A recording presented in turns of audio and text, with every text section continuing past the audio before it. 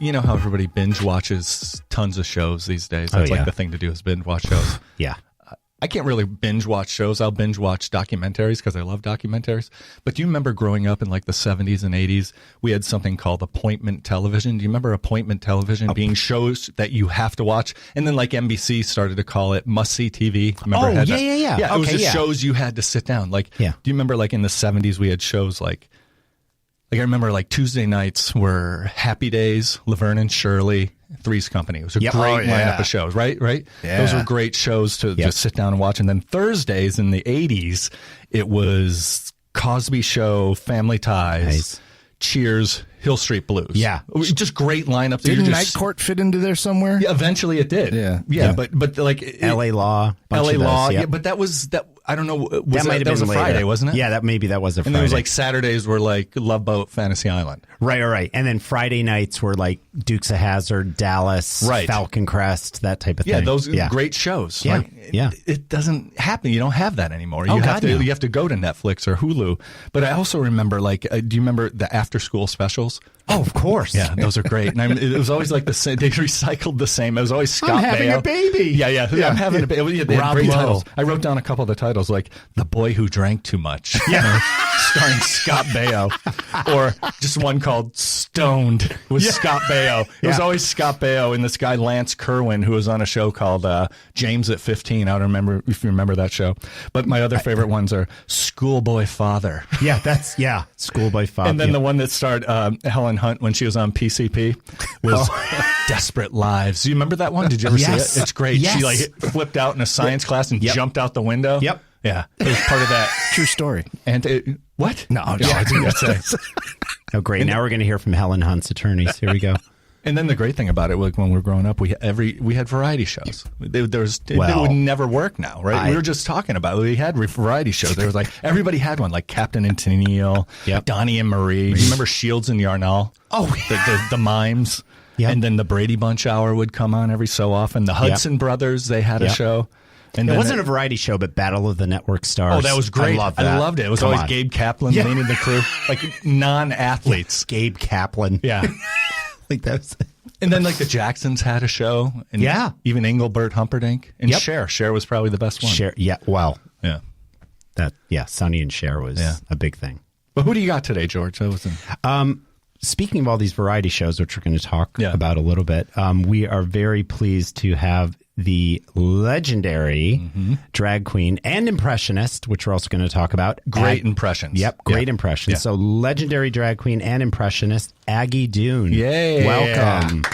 Well, hello and good morning or good afternoon. Or I don't know what time it is. I run on my own schedule. It'll be airing in the morning for the first time, but say good day. Well, good day. Good day. Good day. So, Aggie, normally we like start in the beginning and it's almost like how it started, how it's going. But before we get to how it started, let's talk about right now. We're all in interesting times. So, how's it going? Well, it's just it's a challenge out there. Well, it's tough to get out. It's tough out there for a hoe, you you can't do what you normally do in those back alleys with the masks on. No, you can't.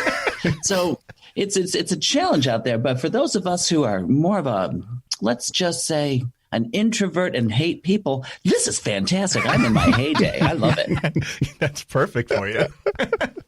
I'm sure you've thought of. I'm sure you have some enterprising ideas around that you can use once this is all over. I love it. Is it ever going to be over? No. Nah, maybe not. Maybe not. 2024. Yeah, maybe. Yeah. 2023. Let's hope not. Have you been like doing like Zoom stuff though? Cameo, Zoom, that type of thing? Oh yeah, the Zoom things. People apparently enjoy it, and I think that's because their expectations are so low. But I'm okay with that because if you just invest with good lighting, I only have to get dressed from the tits up. That's right. It's true. That's right. It's fantastic. Yeah, half the investment and all the productivity. It's great.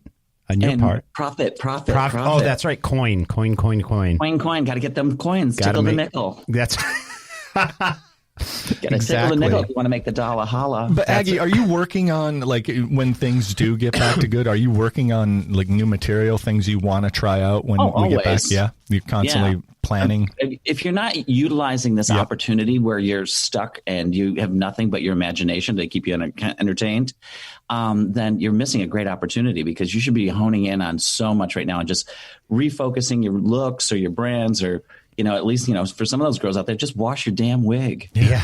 Get that thing washed. Take them to the dry cleaners, whatever you got to do. Scrub it Exactly. good. I get it. Yeah. I love it. Yeah.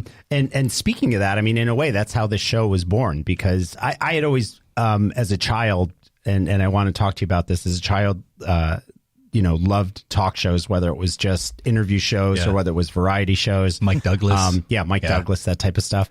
And then during this time, it was just like, let's do, I've always wanted to do it. I like talking about, I like talking with people, especially people that have built their own brands or started their own businesses, have their own businesses and have grown them and pivoted. And because the show is all about storytelling, mentorship, those type of good things. I'm like, how can we do this and do it as a talk show? So you and I share a love for the Sonny and Cher show, because that was one of my first. That was like my first exposure to it, and Cher, the Sonny and Cher show was like the gateway drug for gays back then. It's like, I remember watching that show every week with my mom, and it was the best show, and I loved it, and it was fantastic. And I remember telling her, it's like, oh, that's what I'm going to be when I grow up. And she's like, what, an entertainer? I'm like, no, fabulous. Because that's just all it was. It was just a show of fabulous. And it's funny, and it's glamorous, and it was just, it was the perfect escape. And so to do something like that now is just perfect. So thanks for creating this little podcast. I should have a little tinkly thing here so you can hear my glamour. I should. I know we can put some. Well, Scott can put some sound effects in. Maybe. Can he put them in every time I'm talking? I'd like a soft, like a little chime. You can drop in a couple tinkles, right, Scott? Yeah, sure. Yeah, we'll do that later. And what's it called? In post op. This is the post production. This is the closest thing I have right now. There we go. Nice. There you go. That'll do. That's more of an idea. Yeah, that's more of an idea. We need like fairy dust. Yeah. Like sprinkles. Yeah. But that show, I mean, I loved it, and it wasn't amazing. And it was all about Cher. I mean, those pantsuits and the hair, and then they'd bring out little Chastity at the time. Yeah, which is cute. Chaz now, yes, but Chastity and now Chaz, and that one bit Cher used to do, Vamp. I love that one where she would sing Vamp. V-A-M-P. Vamp. I love it. So let's keep going from there. So I know you grew up near Watkins Glen, correct? Correct. Montour Falls. Oh. No, don't behave. No, I'm not. I was going to say. Don't be all jealous now. No, I wasn't. I was going to be like, Montour Falls. We're not near Watkins Glen. I'm in Montour Falls. Yeah, so I grew up in the thriving metropolis of Montour Falls, where we had one blinking traffic light.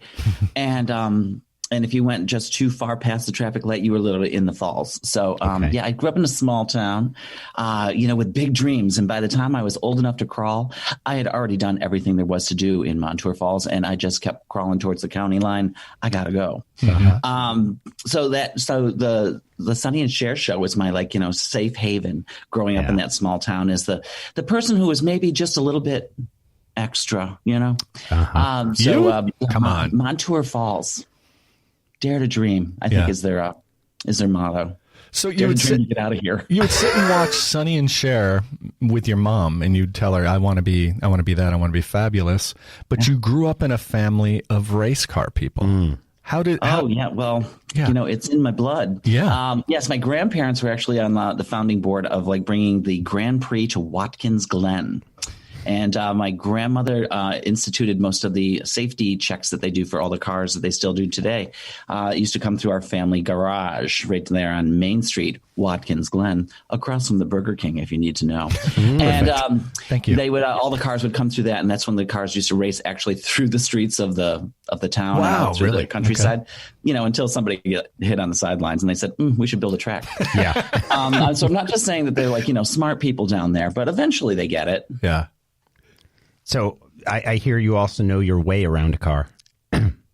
I can do these things. Like I'm used, these days I like to be driven places because it's called Driving Miss Lazy. But I can't. Yes, I can change the transmission and set apart spark plug or I don't know, change the radio station. I can do a lot of things in the car. Impressive. I don't know. All right, I know. So that's your first experience with drag racing.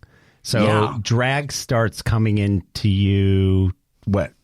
At home, like on your own, and then there's Sonny and Cher, but it was really like the beginning of it was going to a midnight show of the Rocky Horror Picture Show. That'll do it. And it had no clue because it was like the movie actually had just come out.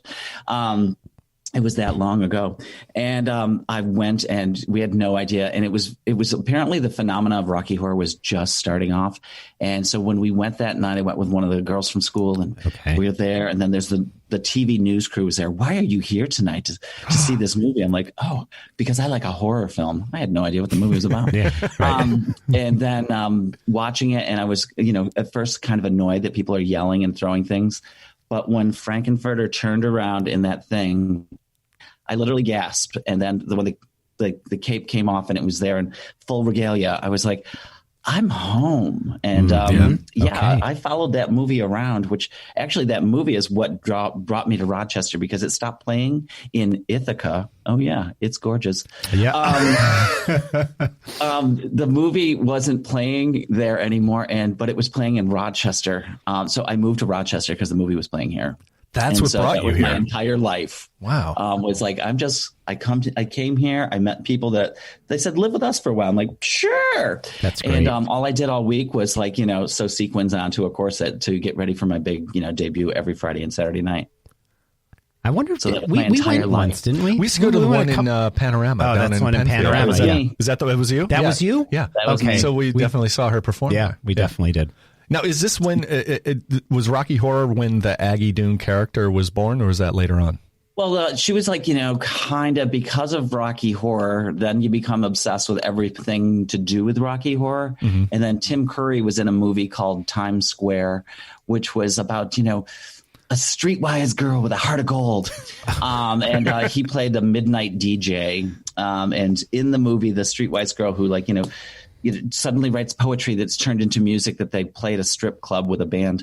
And she performs there. And when she performs in the movie, her performance name is Aggy Dune. So I chose it from that movie, which all goes back to the Rocky Horror. So, that's where the name came Rocky from. Horror. And then from that, once I had a name, you're like, well, I'm going to take over the world. Yeah. So then I started performing out at Red Creek. Oh, yeah. by RIT out there, right? RIT, yeah. Red Creek, I remember that. Okay. Yeah, because there used to be a show much like what is it now that the lip sync battle, but back then it was putting on the hits. Oh, I loved it. The people would go on and lip sync and perform, and so local bars in the area started having their lip sync nights. And so that's how I made my living for, 2-3 years, is I just went to a different bar every night of the week and just did the same act. Yeah. And then I would create a new act and then I would just hit each bar. So Red Creek was that was my little gold mine. And also if you won there, you also got to come back on the Sunday brunch for a free buffet. Oh, now that's a payday. Yeah, well, you bring your Ziploc bags when you go to that when you're a poor struggling artist. Yeah. That's right. Yeah, you grab them extra biscuits. I get it. So when you were doing the putting on the hits, who were some of the acts, performers that you were imitating back then? I was Prince and Boy George, and then Billy Idol, and then suddenly Michael Jackson, and then Tina Turner, Liza Minnelli, Cher. Yeah. So it was.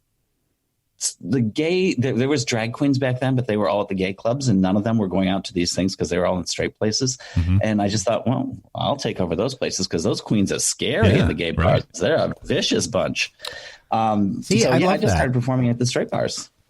It's prescient because I think that's one of those things where I think people just think like, oh, this only is going to fit in one place and at one time. Yeah. And I like that you kind of just said, well, yeah, let's try a different venue. Screw it. Yeah, it's good because the girls at the gay bars, but the dinosaur queens of the day, were just like a vicious bunch of girls, and you're like, you'd see them, and you're like, oh, this is kind of cool, but they were just nasty, mean. Mm-hmm. Like they would snatch each other's wigs off their heads in the middle of the bar. Really? So some of them would tease out the giant wigs, but then like put razor blades in the wig. So if you went to snatch it, you're gonna pay. Yeah.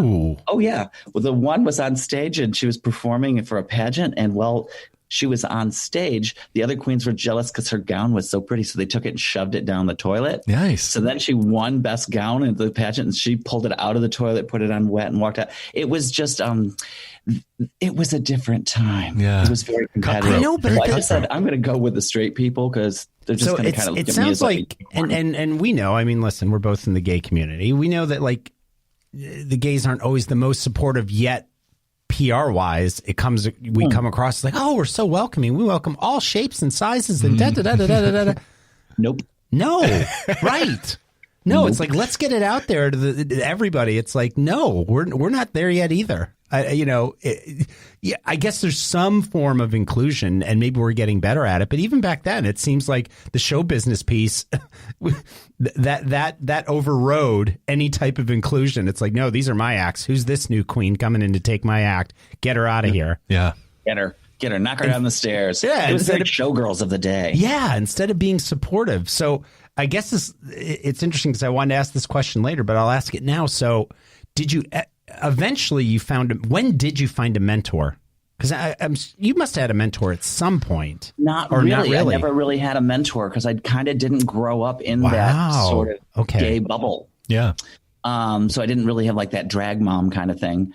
Okay. Back then it was like, there's no YouTube or Google, so you can, let me just click one button and everything gets shipped to me. Instant drag queen, just add vodka. Right. You had to actually figure everything out. You had to go, where do I buy tits? Yeah. How do I cover a beard? Like, how do I even make hip pads or any of that? So you just had to really kind of figure it out. There were some queens that were kind of like nice and like, showed you like different tricks and that. So when other queens kind of came up behind me, I was the first to always show them everything because no one showed me anything.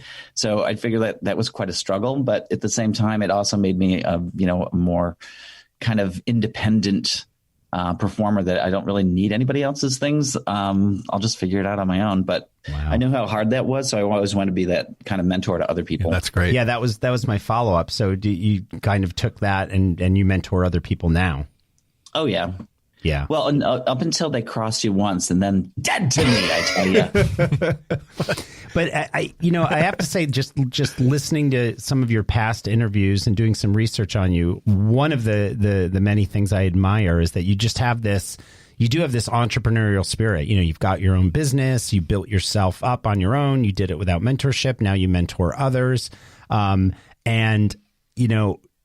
Tell me if I'm going down the wrong path here, but, drag started off as one thing, but now I just see it as this pretty, I'm going to say major. It's a category. It's a pretty major category. And I feel like you're like right in the thick of it.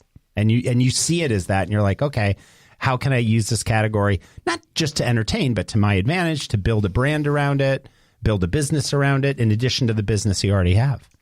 Yeah, you got your daytime gig and your nighttime gig. Yeah. So the daytime gig is doing hair because that gives you all the flexibility and free time of the evenings being free. And, just take off the time I don't want to work. And since most of the shows back in the day in the bars were always on a Sunday because most of the drag queens were hairdressers. Yeah. So they have Sundays and Mondays off. That's why the shows were on Sundays. And then as time progressed, I just kind of saw the opportunity of doing so many impersonations. And then people always asking like, would you come over and be Cher for our birthday party? It'd be great. I'm like, you have $1,000? There you go. Sure. Because to me, I'm like, everybody has a horror price. And do I want to go to do this person's birthday party? No, I do not. Yeah. But did they suddenly hit a price that I think is stupid? And they said, sure. I'm like, apparently that's my horror price. But then I started realizing that there's a big opportunity for that. So then it just dragged to me is just, you just kept seeing that next evolution of where it could go, not where it had to stay. So I started doing, hosting like the Gilda's Club charity event. doing things for like, performing at the Wegmans at the compound. I was going to ask, I was going to say you had some pretty big gigs, and so some of these have been really amazing. Yeah. And you get paid to be the MC and celebrity, and we're basically, birthday clowns walking around. But, once people, to me, the permission for straight people to let loose and have fun is bring in a drag queen, because that means all rules are off the table. Yeah. And so it gives them permission to like have more fun. Yeah. So when you bring the queens in to host an event, whether it's a corporate charity event or whatever, that people then tend to have a little bit more fun, because you can kind of like push them along, because everybody loves a birthday clown. Yeah. So any fetishes at the compound thing? Oh yeah. You know what I mean? Like, well, I shouldn't tell, but I will. Yeah, girl, I'm going to go there. Yeah. So the thing I found bizarre at the compound is they brought us in. Well, they brought me. It was just me. So they brought me in, and you had to go down through like the lower levels of the house, past like the security thing, and then there's a whole floor of just vintage cars in the house. A whole floor. Yeah. Oh. So you go past like the wine cellar, and then all those, and then I keep my wine cellar above the cars. That's where you how make I do the it. common man mistake. Yeah, I make. Yeah. See. Yeah. What a loser. So, but what I found interesting is talking to them is that his wife, which was Stenzi at the time, she had a dance club built in the house for a surprise for him for his 50th birthday party. Oh. How you build a dance club in your house as a surprise. That lets you know how big it is. Sure does. No, yeah. Any poles there? They didn't put any poles in? It was called Club D for Danny, and it was in white leather, black lacquer, and red with like this black and confetti carpet. Horrible. Yeah, Scarface. And it was everything you would expect people with too much money to have, and the people who were attending were the same. So it was just like, I'm just here for your Christmas party. Yeah. Shaking the jingle bells. So at that party though, any sometimes you have those guys, they get a few drinks, then it's like, ooh, beer and a compliment, and I can have them. Like, is there any of that? I love a 2 queer beer. Yeah, right, exactly. Don't you love it? It's like, here, do you want a beer? Sure. God, I love the way that shirt fits on you. Oh, thank you. You're like, oh, you sure are pretty. I'm like, I know. So the one that I found, there was somebody who was there, and it was just like crazy, like Eastern European girl. Like, I don't know. She was maybe Svetlana something. Yeah. She was one of those. And she's just like throwing around and dancing on the pole. And she was immediately drawn to me, and I'm like, well, whatever. So we're just kind of hanging out. And then the one person I knew who was at that party, who was one of my hair clients, she goes, see that girl? I'm like, mm-hmm. She's like, she makes the Wegmans look poor. I'm like, oh. She goes, those earrings that she threw on the counter? Real. I was like, not anymore. Oh, they're real gone. Yeah, real gone. Real gone. I finance all of this. It costs a lot to look this cheap. Yep. Oh my God. That's great. I love stories like that. So Aggie, you say people like to let loose at drag shows, and I've seen it firsthand because I've had the pleasure of opening for you ladies at a bunch of shows at Comedy at the Carlson.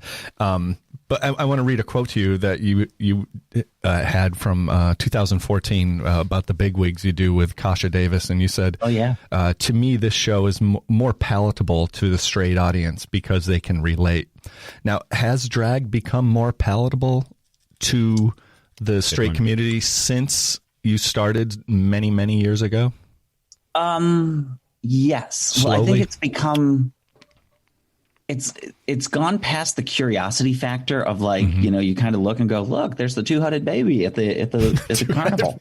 Yeah. And so it's kind of moved past that. Now we're more like, the fat lady at the carnival, but it's okay. So I think that the straight people, because what the show that Kasha and I do, the Bigwig show, is an all impersonation show. And it's like impersonation / Sonny and Cher comedy, quick change kind of Vegas style show. So it's all the things that, straight people can relate to. It's a little trashy. The costumes are very flashy, and they can have a great time relating to at least the characters on stage. Because I don't think the straight audience yet would go to one of the gay bars and go, "Oh yeah, I get that. She's doing a shablam on stage." They would just kind of go, "I don't get it." But if you can take that same art, kind of refine it, repackage it, and then send it out into other areas, and it's just another form of performers coming in. So I think that they can kind of relate when you bring in the celebrities, because that gives them a common ground between what I'm doing and what they understand. Right.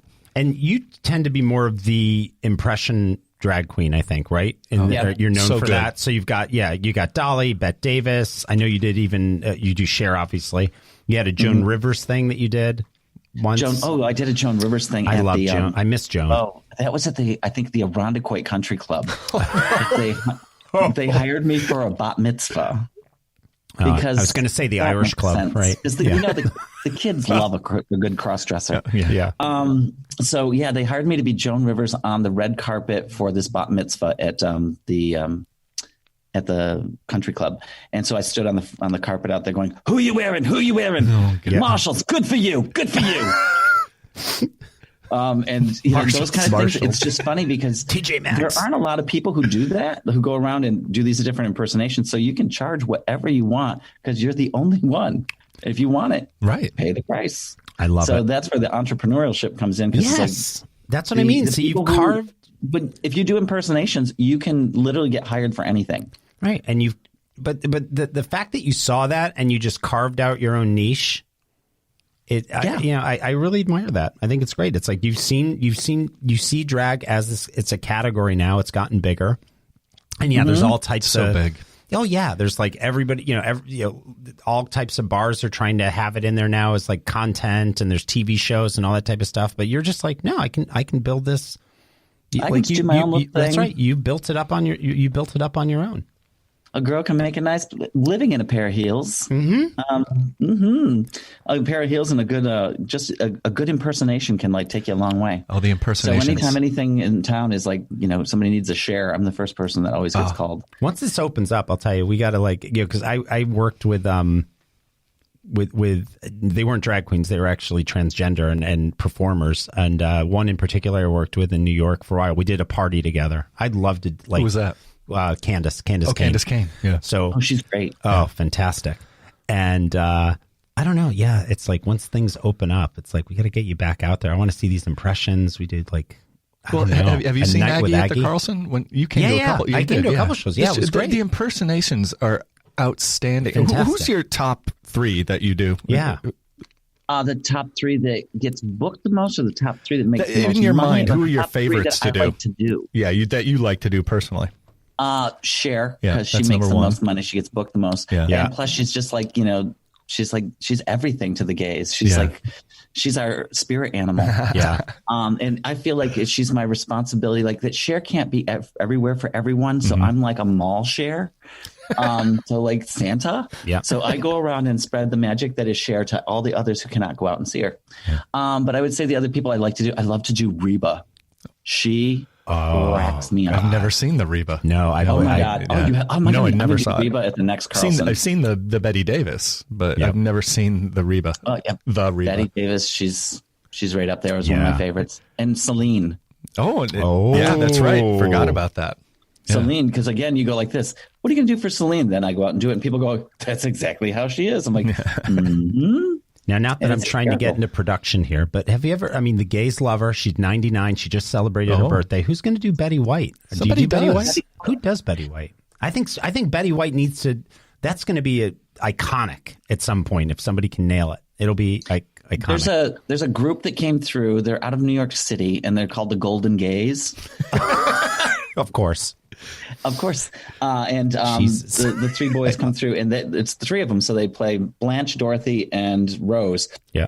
And then their show is called like Where in the World is Sophia Petrillo? And so they're always on. They're looking for Ma. That's right. So they come through. So there's so they've gotten booked a lot, and they just did a Golden Girls cruise pre-COVID. So it was a Golden Girls cruise thing, and so they were the entertainment on there for that. So there are a few. It's hard to do Betty White because she's more of a personality, but it's like a really sweet personality. So where are you going with that? And so there's nothing. So she's an icon, but not iconic. Does that make sense? It does. Yeah. So I know exactly what you mean. So yeah, like Joan Crawford. One. Yeah. Was it? Yeah. Right. Yeah. Yeah. Iconic. Yep. And an icon, because there's a lot of areas you can go with that when you're doing impersonation. That's true. See, you learned something new. Betty White. There's not a lot of room to take it anywhere else. You learn something new every day. You're right. You do. Yeah. That's great. Joan Crawford, definitely. Oh, yeah. Oh, she's great. Yeah, that's the best. Why can't you give me the respect that I'm entitled to? I am not one of your fans. Oh, my turn. Christina, damn it. That's my favorite when they're all screaming. And she has her face all taped up. Tina, bring me the axe. I mean, that movie alone is great. And then the best part, it's not even Joan Crawford. So I know. Exactly. Exactly. It's not even Joan Crawford. Yeah. So did you ever do any cruises? I hate cruises. I'll never go on one, but I have done many cruises. You have? I know. And it was not my first choice. I was like, no. And we have friends who were like, oh, come with us. It'll be great. I'm like, this is going to suck. So the four of us went, and actually after I was like, okay, I kind of get this. I get what it is. And you can drink all day and not have to worry about catching a cab or driving. I got it. So we did a bunch, but I've done cruises and gone and done in drag. And just like, well, I'm not performing on here. I'm just going to get in drag and go to dinner for formal night. I have more gowns than tuxedos. Yeah. And then again, it's all straight people again. And they flock to you like Asians to Mickey Mouse. Wow. They just come like right up and they all want to like get their picture with you. Yeah. And they just kind of like, oh my God, can I have a picture? I'm like, sure. $5. Wow. You gotta find your angle. Oh, can you come over and sing happy birthday to my friend? I'm like, write his name on a 20. Yeah. There you go. I love it. Love it. So yeah, so I've done the cruises, and then we also did they did a drag cruise for Drag Race, which had all the girls from RuPaul's Drag Race on there, and I was on there. I went with Darian, and we went, and it's all the drag queens invading like Tulum in Mexico. And you just kind of go, this is a surreal kind of moment, because the cruise didn't fill up for what they thought. They rented the entire ship, but it didn't sell out. So then they started opening it up to like, it's for like the bears. Okay, well that didn't fill up either. I mean, space was taken out, but it didn't fill up. Yeah. And then they started opening up to like this like grinder group, and that didn't do it. So then they started selling that cruise for $1 the week before the cruise left for people in Florida. So it was all these like old retirees and drag queens.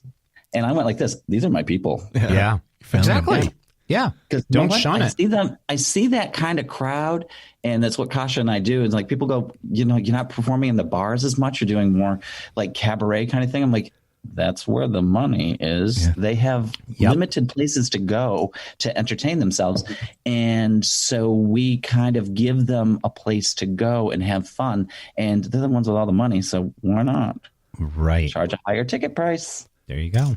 George, I don't know if you knew this, but Aggie hosted a Pride here in Rochester for over 20 years, right? Or was it 20 years? Yeah, over 20 years. Oh, okay. So I got a question. Like, how much has Pride changed since when you were hosting it? Has it changed dramatically, or is it I know it's getting more popular, but how much has it changed? Yeah, it used to really be this thing where it was very rebellious, that you were literally saying, I deserve to take up space. And we're going down Main Street where there's, protesters on every corner and no one coming out to wave at me as I go down on my float. So now there's more people come out to support, which is great. But at the same time, it's kind of lost its sort of rebellious edge. Mm-hmm. And so you can put it more in the category to say, oh, it's more celebratory now. I'm like, it's actually just turned into like the St. Patrick's Day parade, but with rainbows instead of shamrocks. More commercial. Yep. Mm-hmm. And more family friendly. Oh, which is a positive thing. It is, but it's made it less interesting. Right. Because everything now is like, it's about face painting. I'm like, well, we were doing that before. It was called drag. Yeah. But now they just want to do it on little kids. And which that's the nice thing. I think where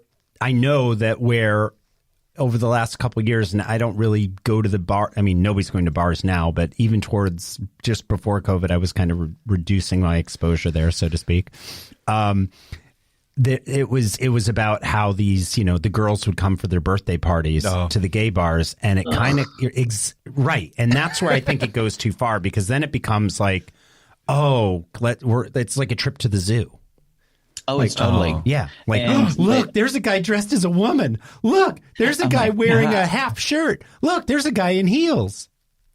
Mm-hmm. Yeah. So, or what are those two doing in the corner? About the bars, because they've just become like that novelty kind of. Every bachelorette party has to come through. Oh my God, it's a special day. It's such a death knell for a gay club. When you there are gay clubs now that won't let bachelorette parties in. And I totally support that. Oh, me too. Me too. To me, it's like it's a death knell. When you start, if you let them in, it's like, it's over. When we have headliners at the comedy club, that's in their riders that sometimes they won't allow. They don't want bachelorette parties after show because they try to become the show. Of course, but it's all about them. But if we do, we seat them in the back of the room on the high tops. We don't put them anywhere near the front of the stage because they're so annoying. Well, right, because it's all about them. Yep. Yeah. It's your special day, and and the next day you're gonna be sleeping with the best man just to find out if you really like the best man. So, it's all about me. Who's wearing the most makeup? That's who's in charge. That's right. Yeah. So, I'm sure you've given this thought because you follow current events. Mm-hmm. You're a businesswoman. You know what's going on. What any forecast for let's say September, right after Labor Day? 85% of people are vaccinated. Clubs are open. Restaurants are open. Any forecast of what, I don't know, shows of the future look like, entertainment looks like what, does it just go back to what it was? I don't think it can, but I don't think it can go back to what it was. But I think that people are going to want some new escape that they haven't had. Okay. Yeah, I agree. So whether it's going into a full-on fantasy kind of like whole world that you're going to create, whether it's a huge show and it's just you just kind of like in a Broadway kind of sense, as far as like a drag aspect, whether you're going to create something like that, or it's going to go more towards the stand-up comedy kind of in there, because I think the overall lip sync kind of thing, because you can just now watch it on TV at home every week with RuPaul, you don't really need to go out and see it. Right. The novelty of that has kind of gone away. So what else can you do that you can't get otherwise? So seeing some of the bigger names from like even Drag Race, where they've gone on to create cabaret shows or, kind of stand-up shows that travel all over the country. I think those are going to be more, for me, that's where the profit is. Yeah. And it's a hobby that I love doing. But I like a hobby to pay for itself and then also pay for my vacation. That's right. Otherwise it's just a hobby. We can start producing. I think let's bring back the variety show, but bring it back on stage. Variety show. I want there to create the variety show. You need a producer? Network. I'm in. Oh, I want to bring the variety show network back. Yeah. And then you have and then you can update it by like having the equivalent of what Elvira did for the old for old movies, but now you have some drag queen who's now like going to like give commentary about like the variety show. So then you have like Carol Burnett and then Tracy Ullman and then the Mandrell sisters. Oh my God, remember that? Yeah, the Mandrell sisters, and then Donnie and Marie. The Paul Lynn show. Yeah. Yep, and variety. It's called Spice the Life Network. And I just think that there should be like that, because I would have like binged the hell out of that through this entire pandemic. Yeah, for sure. Oh my God. George, do you know that Aggie had the opportunity to meet Cher one day? I did hear this. Thank you for bringing that up. I think we should. It's an amazing story. Yeah, we need and to hear the story. Told. Yeah. I did know this. Let's go back in time. I was just sitting at home minding my own business, as one does, and I get a call that says Cher's going to be at the movie theater in Pittsburgh this afternoon. I'm like, who is this? But I'm like, recognize it. It was one of my clients at the salon. I'm like, what? And she's like, she's going to be there in like a half an hour. You need to get out there. For what movie? So she was... rented out the entire theater. Oh, for her for Showgirls, because they were in town doing. Or no, sorry, burlesque. What? No, she just rented it out just to go to the movies. Oh, so okay. she was in town for her concert. And okay. They Got like, it. and a friend of mine's like, turns out that a friend of hers was her limo driver, and they were going to be going to the theater. So I went and stood in front of the Pittsford Theater, just looking at the movie posters, checking out the movie times for quite a while, and like suddenly, the little tour bus kind of like little. The party bus kind of thing pulls up, and I look, I'm like, oh, there's her head dancer. Oh, there's her dance. Oh, there's the singers. Oh my God. And I'm like, no, Cher got off the bus. So I'm like, well, they're all going in. So I hang out a little bit more, and then suddenly a window goes down. Zzz. Turns out they let her off in the back of the theater. So her limo drops her off in the back of the theater, so she doesn't have to walk through and see everyone. So I'm like, damn it. But they said the limo driver told them that she mentioned wanting to go to Wegmans after the movie. So I'm like, God, you have all the insider information. Okay. Yeah. Well, it is the gay mafia. We have the network. Yeah, it is. So, it's so true though, isn't it? Oh, we all have to check in with Elton, assignments for the day, and then go out amongst the world. I never knew that. So, so I was like, oh my God, but I have to be at the show to work at the bar. At the time I worked at Mother's downtown. Mm-hmm. And, so I'm like, I've got to do a show tonight. So I okay, I'm just going to run home, get in drag real quick, and then come back to Pittsford, go to Wegmans and wait for Cher to come in and shop for tomatoes. And so I did, and of course I got in drag as Cher because that's the fastest and easiest. And of course, the most palatable for walking into Wegmans, in a cowboy hat and the whole thing, because, you don't want to walk in a ball gown. You'd look so stupid. Yeah. So I'm there, and then the reality of the situation hits me, and I start to panic going, this is really stupid and kind of creepy because now what am I going to do? I'm going to meet Cher like in the produce department dressed as her. That's kind of dumb. So I'm like, I'm going to leave. That's it. I'm going to leave. And my friends who were the ones who knew that she was going to be there, they're like, we didn't stalk her all day. Just long. You could just like leave now. Here. Oh. And then she walked in. She walked in and I just totally froze. Never thought that would happen, but I just stood there, mouth just dropped open, just like, she's right there. And they were like, go talk to her. I'm like, I can't. And they went, oh, forget this. Hey, Cher, my friend wants to meet you. And just runs right up to her with her security. And security was like, no, she's not meeting people. She's not talking to people. And then she looks over and just sees me staring there like a little kid seeing Santa for the first time. And she goes, no, it's okay. It's cool. They're cool. And so she just so she looks at me and she's like, do you have something for me to sign? I'm like, I just nod. I'm like, and I just grabbed a Wegmans menu magazine, which apparently I found out later they're not free. Oh, they're not? No. Okay. Oh God, I should be arrested. Okay. I shall be arrested, and it's worth a fortune because it's got her signature. So she goes like, so I handed her the menu magazine. She goes, do you have a pen? I'm like, Again, can't talk to her. But as soon as she takes that and starts signing everybody else who's with me, I turned to her security. I'm like, can I get a picture with her? Would it possible to do that? No, she was just being really cool. She didn't want to even she just came here tonight at midnight just so that, she could have the place to herself kind of thing. I'm like, okay, I totally get it. Respect it. Thanks. And then he hands it back. I'm like, oh, I have one more thing. I'm like, it's a business card with me as her on that for children's parties. Yeah. And I hand that to her and she's like, nice, signs it. And then I'm like, okay, I'm really sorry to bother you. Good luck with your show tomorrow. It was a pleasure. Thank you for taking the time to meet us. And I kind of I'm curtsying, backing away like it's the queen. Yeah. And she's like, excuse me. I'm like, oh my God, what? Do you want me to be your best friend and help you shop for shoes? What is it? And she's like, you forgot your pen. I'm like, okay, thanks. And so then we just stood there and literally watched her shop in the produce department until her security came over and told us to go. She's like, it's nice enough that she was nice to you, but I'm like, yeah, oh, I'm sorry. Yeah. He's like, it's just a little creepy you standing here just watching our shop. So I'm like, in the produce department. Thanks a lot. Yeah. But you know what? And you're doing a really great job, taking care of her. And I'm sorry. It's just that he goes, I know, it's Cher. Yeah. So then the next day we went to the concert, and of course, I might have still been dressed as her. And she, points me right out in the front row. She's like, I went to the Pittsfield Wegmans last night.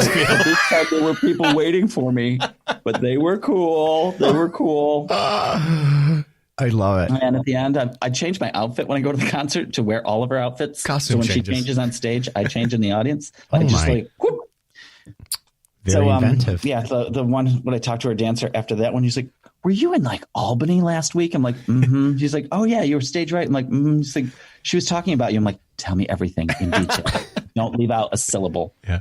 She's like, "Oh my God, you see that queen over there on the side? Every time I change my clothes, she changes her clothes. That rocks. That fucking rocks." I was like, "Woo!" What row were you in?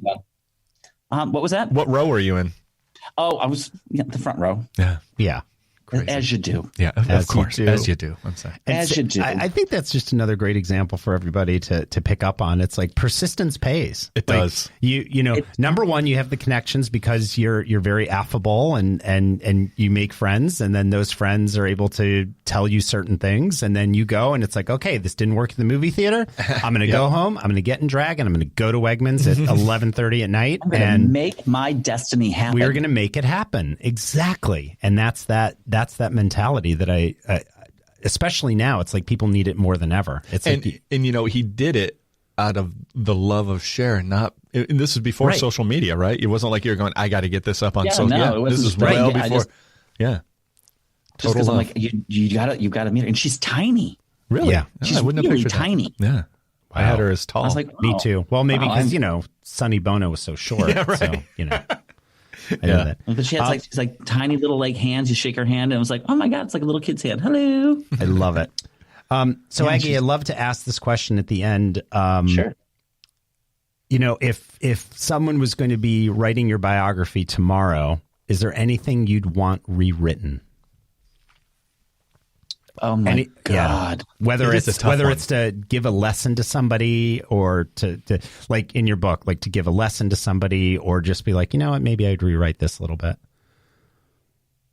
You can't pay too much for a good pair of shoes. You can't. That's pay good too advice much for those kids out there. That is good advice.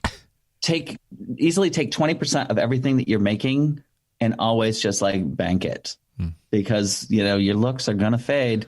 So you want to be able to ride out all the good times that you had.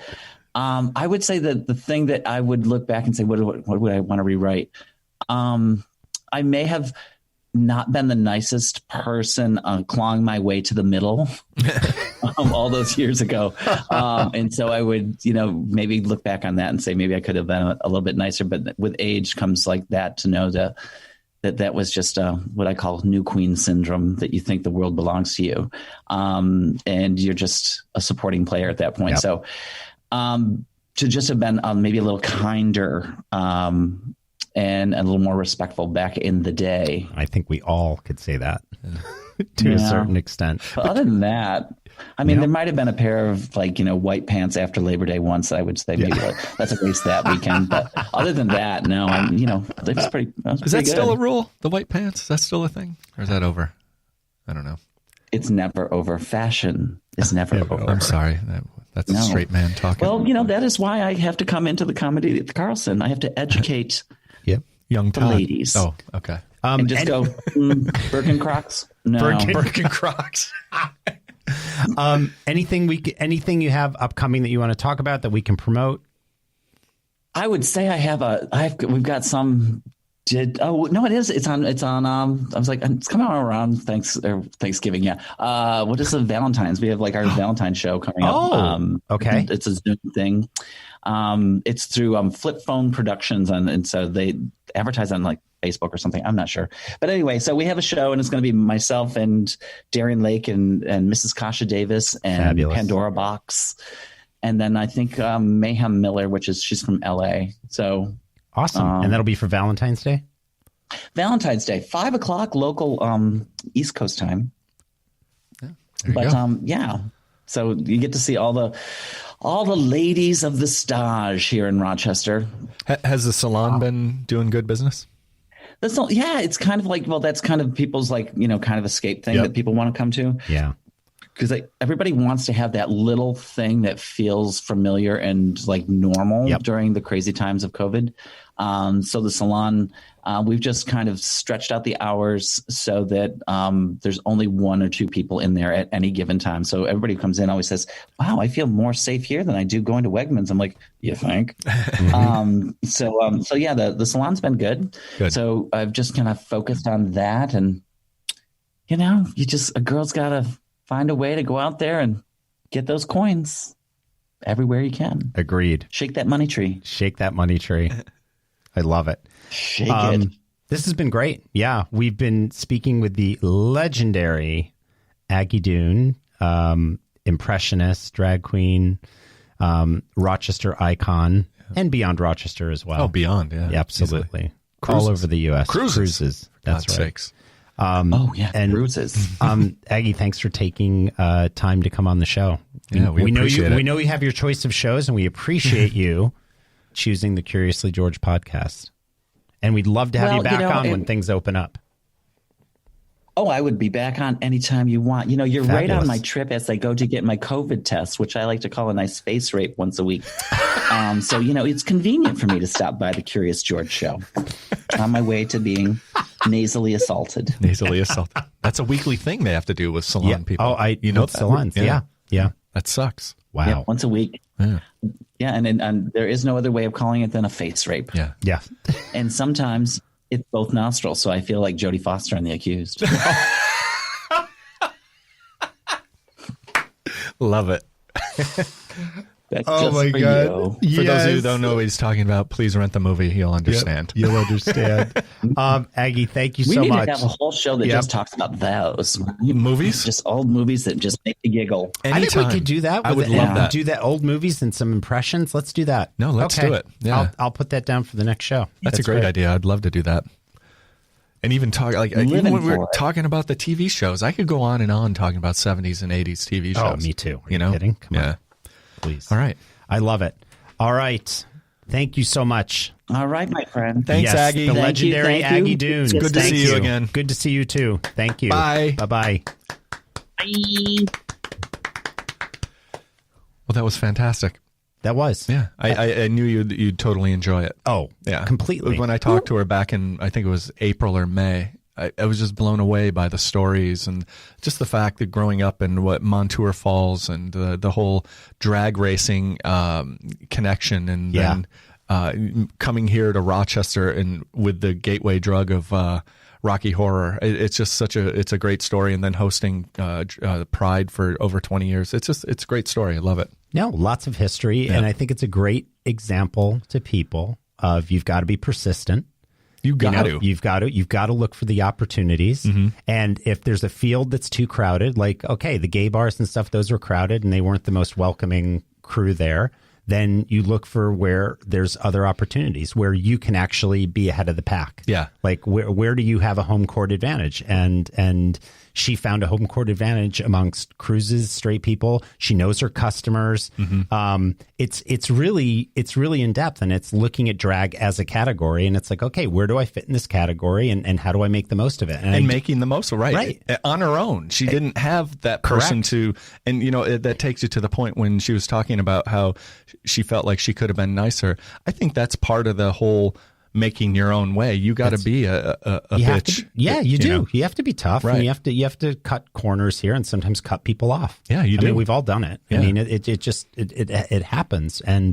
But I think the lesson for so many people now, especially those that have just been home the whole time and, oh, I can't find a job. Oh, I can't do this. It's like, get up and get moving. Yeah. It's like there's, whether you're doing stuff online through social media or start planning for what your re-entry into the world is going to be. When it comes, yeah. But be persistent.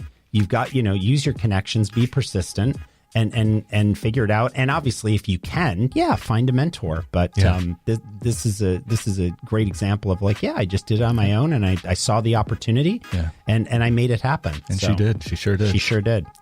All right. Well, hey, that was great. Hey, say goodbye, George. Goodbye, George.